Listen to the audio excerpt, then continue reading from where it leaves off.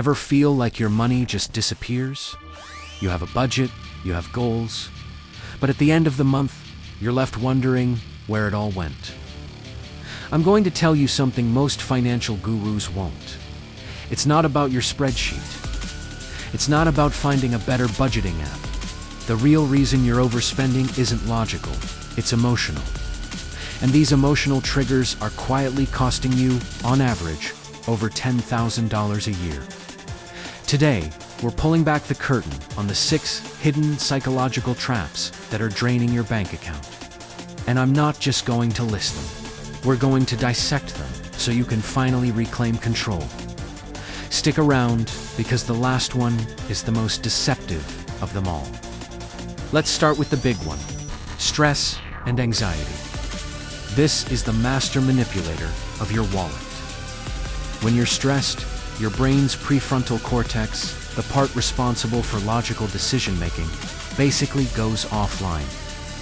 It hands the keys over to the more primal, emotional parts of your brain. Cortisol, the stress hormone, floods your system and your brain screams for a quick fix. A dopamine hit, to make you feel better, even for a moment. What's the easiest, most socially acceptable way to get that hit? Shopping. It's not a character flaw. It's a biological response. Think about it. After a brutal day at work, you find yourself scrolling through Amazon. You're not really looking for anything specific. You're looking for relief. That click to buy isn't about the item. It's a click to temporarily silence the anxiety. The problem is, the relief is fleeting, but the credit card bill is permanent. It creates a vicious cycle. You spend to relieve stress, which then causes financial stress, leading to more spending. It's a treadmill that's designed to keep you running in place. Next up, a deceptively simple trigger: boredom and procrastination. This is the silent assassin of your savings. You have a big project to work on, a task you've been avoiding. What do? You open a new tab? Suddenly, you're researching the best noise-canceling headphones, comparing different brands of running shoes, or browsing flash sales for clothes you don't need. This isn't just about killing time. It's a form of productive procrastination. Your brain tricks you into feeling like you're accomplishing something. I'm not doing the report, but hey, I found a great deal on a blender. This type of spending feels less guilty because it's often disguised as research or deal hunting. It's a way to get a little dopamine rush from the novelty and excitement of a potential purchase, all while avoiding the discomfort of the task at hand. The modern marketplace is perfectly designed to exploit this. Infinite. Scroll on shopping apps. Personalized for you pages. They are all engineered to capture your wandering, bored mind and convert it into a transaction. You're not just bored, you're being targeted. Let's talk about the third trigger, one that has been supercharged by social media, social pressure, and FOMO, the fear of missing out. Humans are social creatures. We're wired to want to belong.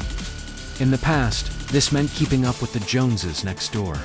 Today, you're trying to keep up with thousands of curated, picture-perfect lives on your phone.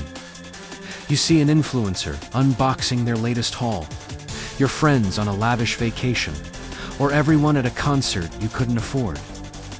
The feeling that you're being left behind, that you're not living as full a life as others, is a powerful motivator. This isn't just about jealousy. It's a deep-seated fear of social exclusion. So you buy the trendy skincare product, the concert tickets you can't really afford, the expensive dinner. Each purchase is a little attempt to buy your way into the group, to signal that you belong.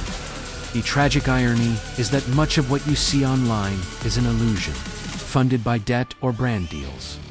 You're chasing a mirage, spending real money to participate in a fantasy. The result?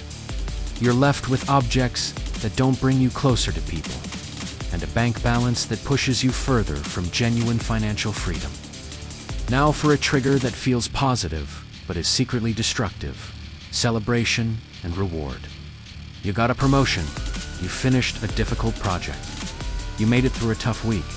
What's the first thought? I deserve a treat.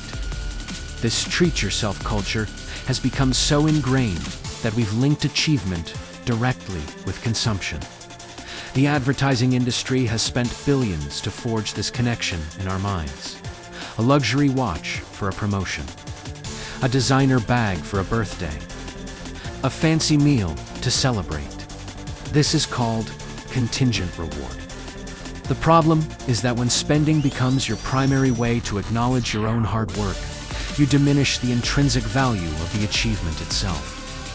The pride you feel from your accomplishment gets outsourced to an external object. Furthermore, it creates an escalating scale of rewards. Last time, you got a bonus. You bought a nice jacket. This time, it has to be something bigger, better. You're constantly raising the bar for what it takes to feel rewarded, trapping yourself in a cycle of earning and spending, where the joy of the achievement is quickly overshadowed by the hunt for the next material reward. True self-care isn't about buying things. It's about building a life you don't need to escape from or constantly reward yourself for enduring.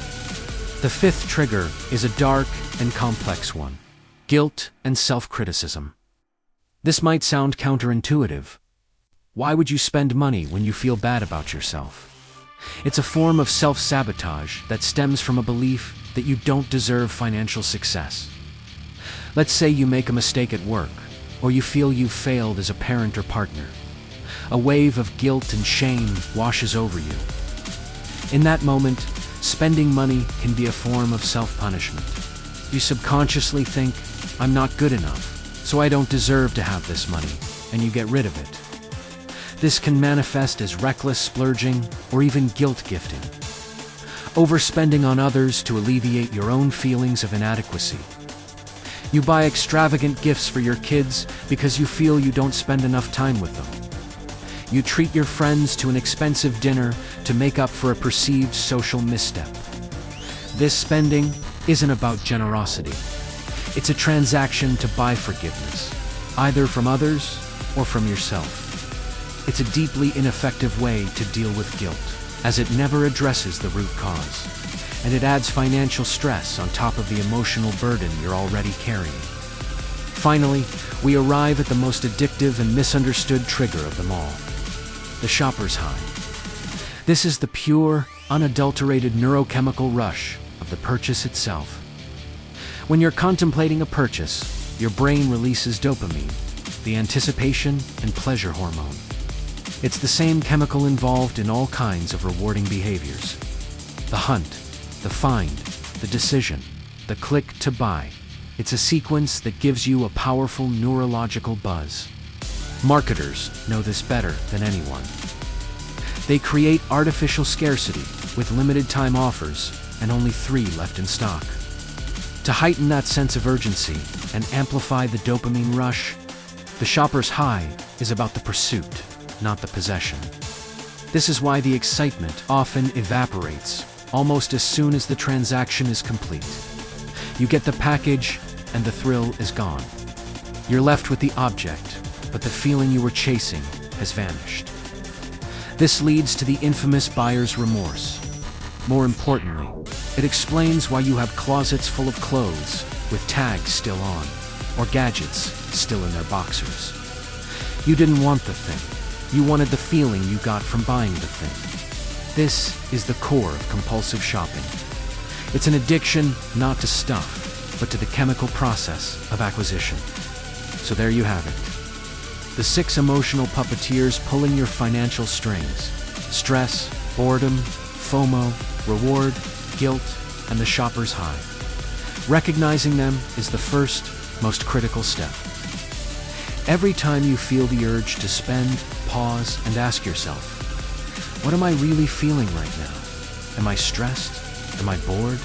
Am I trying to keep up with someone?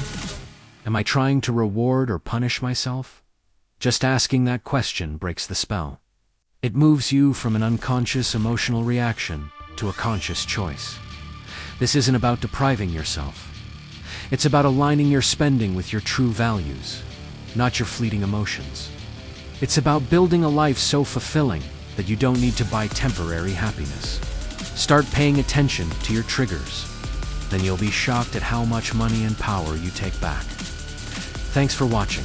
If this video opened your eyes, hit that like button and subscribe for more content that goes beyond the surface of personal finance. Let me know in the comments which triggers surprised you the most. See you next time.